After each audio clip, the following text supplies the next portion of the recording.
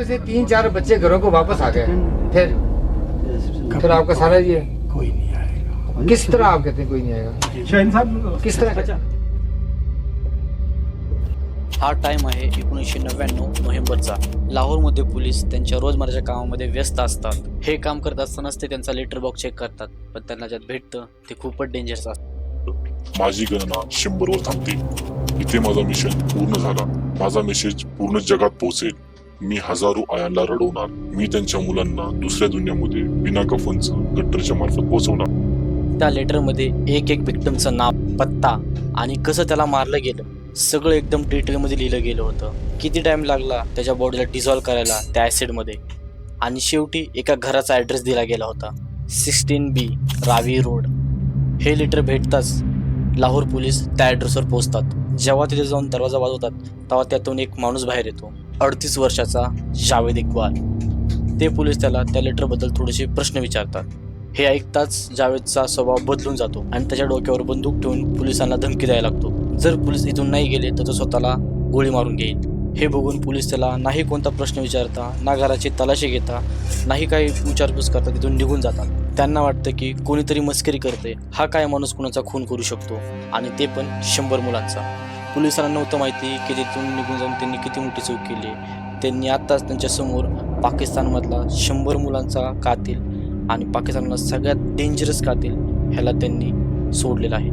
22 November 1999 त्या दिवशी एका क्राईम रिपोर्टरला त्याच्या घराबाहेर एक पॅकेज भेटतं। त्या पॅकेजमध्ये काही मुलांचे फोटोग्राफ्स असतात आणि त्यासोबतच एक लेटर होतं आणि त्यात लिहिलं होतं की आज माझा 100 मुलांना मारण्याचा मिशन कंप्लीट होतो।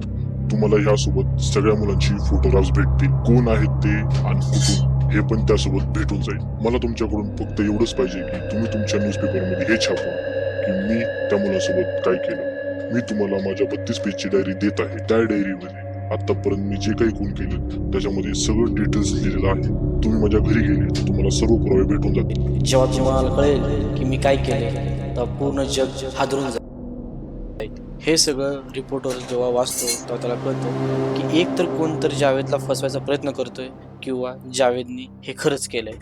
तो एका क्षणाचाही विलंब न करता त्याच्या घरी पोहोचतो, पण दरवाजावर लॉक लागलेले होते। तो रिपोर्टर घराच्या साईडला जाऊन घराच्या भिंतीवरनं घरात आत जायचा प्रयत्न करतो। जेव्हा तो घरच्या आतमध्ये जातो तेव्हा त्याला 85 चपलांचे जोड तिथे भेटतात आणि एक गठुडे ज्यात पूर्ण लहान मुलांचे कपडे होते। तो पुढे अजून जातो तेव्हा एका रूममध्ये ॲसिडचे ड्रम पडलेले होते आणि त्यामधून खूप घाण वास येत होते। मैंने जब ड्रम खोला तो आप सोच भी नहीं सकते मेरी क्या हालत हुई। उसमें लोथड़े थे और एसिड से मेरे हाथ जल गए। तो वो सारा कुछ जो जावेद इकबाल ने कहा, सारा क्राइम सीन उसी तरह था।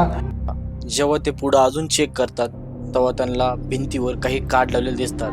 त्याच्यावर डिटेल्समध्ये लिहिलं गेलेलं होतं की काही बॉडीजला मी जाणून बुजून डिझॉल्व नाही होऊ दिलं, कारण मला पाहिजे होतं की पोलिसांना ह्या बॉड्या भेटाव्या आणि मी आता जीव देण्यासाठी जात आहे। तो रिपोर्टर ही न्यूज पेपरमध्ये छापतो आणि 57 मुलांचे डिटेल्स त्या पेपरमध्ये येतात। पेपरमध्ये ही बातमी वाचतात 57 मुलांची आई आणि वडील त्या घराच्या बाहेर जमा होतात। जेव्हा त्या आई वडील तिथे जमा होतात आणि ते जेव्हा बघतात की त्यांच्या मुलांचे चपला किंवा कपडे तिथे आहेत तेव्हा त्यांना अश्रू अनावर होतात। पण हे सगळं करणारा जावेद इक्बाल फरार असतो आणि पाकिस्तानमध्ये सगळ्यात मोठा मॅनहंट सुरू होतं।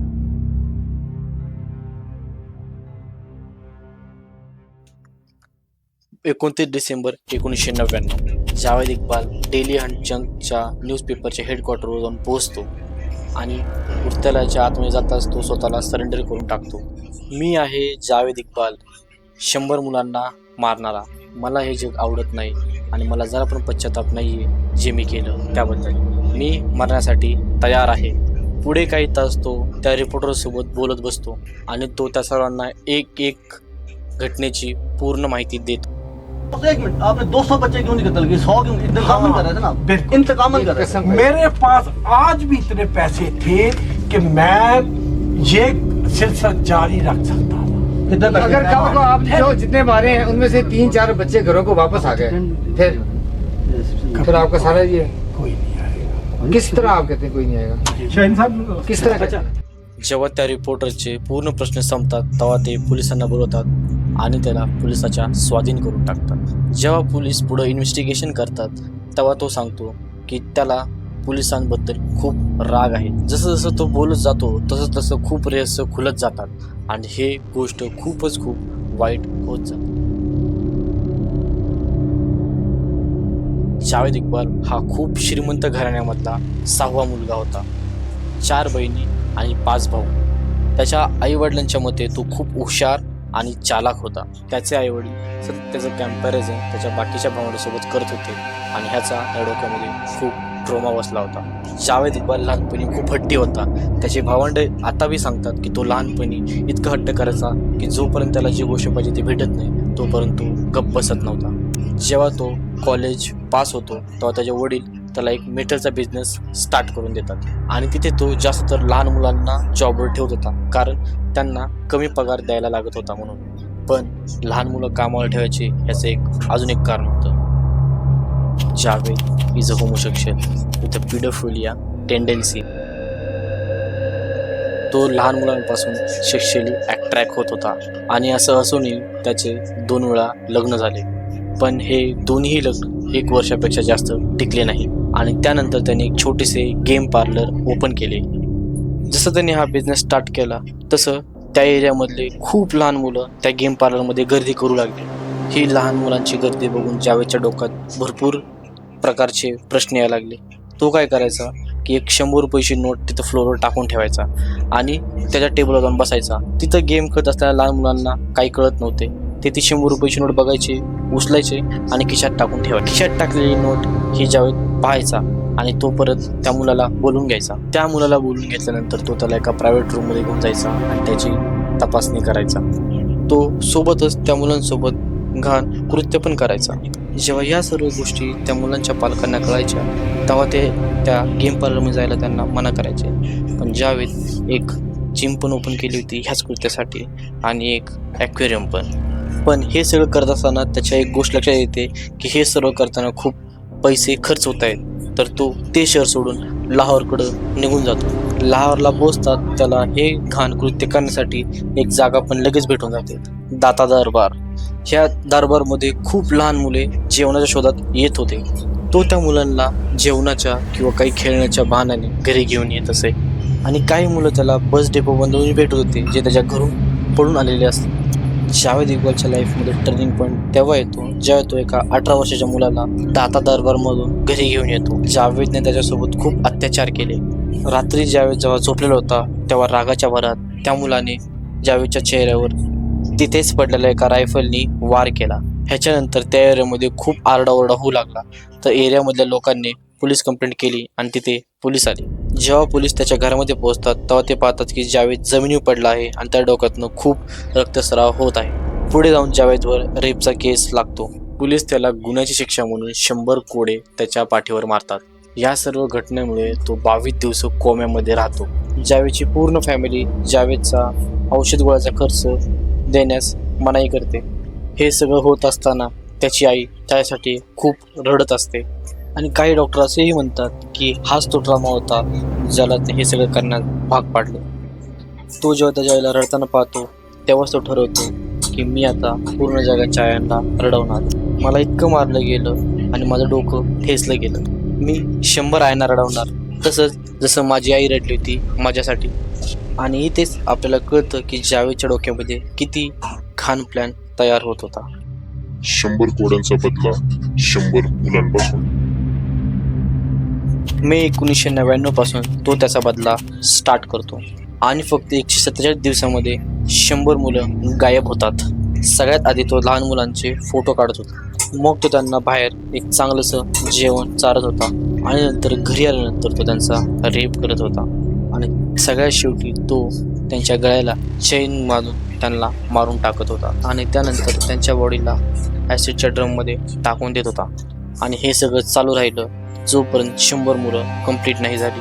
जेव्हा हे सगळं पोलिसांना कळतं तेव्हा ते पुढे इन्व्हेस्टिगेशन करतात आणि पूर्ण लाहोरमध्ये फक्त आयांच्या रडण्यांचा आवाज घुमत असतो. रोड मोकळे राहायला लागले. आई वडिलांनी त्यांच्या मुलांना शाळेत पाठवणं बंद केलं. 100 मुलांमध्ये फक्त 70 मुलांच्या बॉड्या भेटल्या, कारण जास्त तर बॉड्या ॲसिडमध्ये गळून गेलेल्या होत्या म्हणून त्यांची शहानिशा होत नव्हती. 18 फेब्रुवारी 2000 त्याचे 3 साथीदार होते. त्यातला एक म्हणजे साजिद, ज्याला 686 वर्षाचे कारावास झाला. दुसरा म्हणजे नदीम, ज्याला 186 वर्षाचा कारावास झाला. आणि तिसरा आणि शेवटचा फक्त 13 वर्षाचा साबिर पुढचे 42 वर्ष तुरुंगात घालणार होता. पण जावेद एवढं सगळं करूनही कोर्टमध्ये हे सिद्ध करण्याचा प्रयत्न करत होता की त्यांनी हे सगळं केलंच नाही. तो कोर्टमध्ये असं बोलतो की त्यांनी हे सर्व यासाठी कन्फेस केलं आहे की रोडवर राहणाऱ्या लहान मुलांना थोडंसं अटेन्शन भेटावं आणि त्यांना एक चांगलं वातावरण भेटेल. त्यानंतर तो त्याची स्टेटमेंट परत एकदा चेंज करतो. ह्या स्टेटमेंटमध्ये तो असं बोलतो की 20 लोकांनी त्याच्या घरी येऊन त्या मुलांचा खून केला आणि तो कुणालाही वाचवू शकला नाही. या दुःखात पडून त्यांनी हे सगळं कन्फेस केलं. काही असो, 9 मार्च 2000 मध्ये त्याने ही स्टोरी बदलून टाकली. या नवीन स्टेटमेंटमध्ये तो असं बोलतो की कोणत्याही मुलाचा खून नाही झाला, हे सगळं पब्लिसिटी स्टंट आहे. पण कोर्टमध्ये असलेला जज ह्या सगळ्या स्टेटमेंटला रिजेक्ट करून टाकतो. जावेदला अशी शिक्षा दिली जाते जी पाकिस्तानच्या हिस्ट्रीमध्ये कुणाला दिली गेली नव्हती. जावेद इक्बालला मिनारे पाकिस्तानला घेऊन जाऊन त्याच चैनीने फाशी दिली गेली जाईल ज्या चैनीने त्या मुलांचा गळा आवळला गेला होता. त्याचे बॉडीचे 100 तुकडे केले जातील आणि बारीबारीने त्यांना एसीमध्ये डुबवण्यात येईल. या शिक्षेची घोषणा ऐकताच पूर्ण पाकिस्तान आणि पूर्ण देशभरातील NGO अलर्ट होऊन जातात. पाकिस्तानमधले जेवढे पण NGO व देशभरातले NGO असं म्हणतात की ही सजा ह्युमन राईट्स व्हायलेट करते. खूप सारे NGO जावेदला सपोर्ट सुद्धा करतात. जो वकील जावेदच्या साईडने होता त्याला जीवे मारण्याची धमक्या यायला लागल्या व त्याने केस सोडून दिली. जावेदला जी शिक्षा सुनावली गेली होती ती आता कन्फर्म झालेली होती आणि ती देण्याची वेळ जवळच होती. जसं जसं आपण या स्टोरीच्या शेवटी येत जातोय तसं आपण उत्तरांपेक्षा जास्त प्रश्नांच्याच आवारी जात आहे. 9 ऑक्टोबर 2001 जावेद इक्बाल त्याच्या जेलच्या सेलमध्ये मृत अवस्थेत सापडतो आणि त्याच्यासोबत त्याचा साथीदार साजिद याचाही मृतदेह तिथंच आढळून आला. पोलीसच्या रिपोर्टमध्ये हे समोर आलं की जावेद आणि साजिदने त्याच्या कपड्यांचा फासा बनवून आत्महत्या केलेली आहे. पण इन्व्हेस्टिगेशनमध्ये हे समोर येतं की रात्री 10 वाजल्यापासून 2 वाजेपर्यंत जेलचे CCTV ऑफ होते आणि त्या दरम्यान जे गार्ड होते तेही झोपलेले होते. दोघांचंही सेम वेळेत व सेम ही मृत्यू झाल्याबद्दल आपल्या सगळ्यांना एकाच प्रश्नात पडतं की काय खरंच त्या एकमेकांनी आपलं जीवन स्वतः सुखुशीने संपवलं असेल की त्या दोघांना मारलं गेलं. या कृत्याला होऊन 20 वर्षापेक्षाही जास्त वर्ष झाले आहेत, पण त्या आईवडिलांचं दुःख अजून पण ताजं आहे. या घटनेमागचं कारण आपण अंडर एस्टिमेट नाही करू शकत. शेवटी मी फक्त एवढंच म्हणेन की खरंच त्या दोघांना त्यांच्या कृत्याची शिक्षा मिळाली.